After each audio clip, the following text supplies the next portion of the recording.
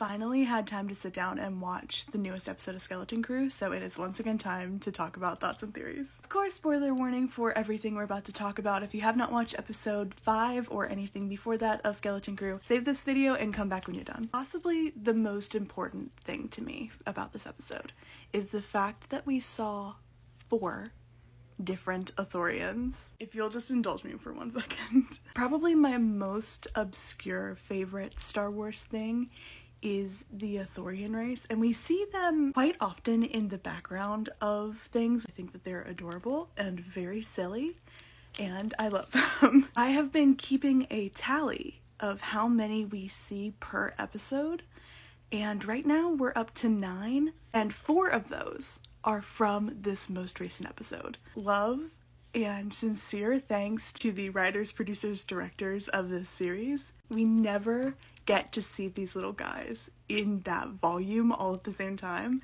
and I just cannot believe how often we've seen an Ithorian in this series so far. It's been at least 1 per episode, which is crazy. And now we can talk about what everyone else cares about from this episode. 1, I absolutely adored this episode. I thought it was so fun. I'm so glad that Smee has his memories back now and that we're able to get a deeper look into his backstory. I think that he is so deeply fascinating and I love his design. I love the way that he's being portrayed.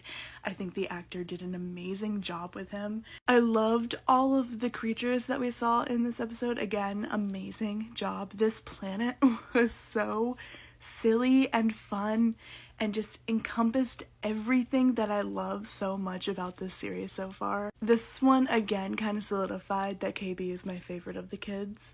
I think that she is just the coolest. Just love how cooperative and brave she is, and I just think that she's a really cool character that we haven't seen a whole lot of. Also, I had convinced myself that Jod wasn't going to turn, and then as soon as I was like, okay, maybe he's gonna be like nice to the kids this whole time, immediately this episode he was not, which was crazy. I wasn't expecting, like I was expecting it, but I wasn't expecting it in this volume, if this makes sense. Like there was a hard and fast turn from him being cooperative and humoring the kids and what they wanted to do, and then what happened this episode was him just kind of snapping and taking over, like he's done playing games. I said it last episode too, I was waiting for this series to take a darker turn, and I think that we are on that downward, darker decline, and I love that. I love how silly this show is and how it has been able to integrate these really serious topics with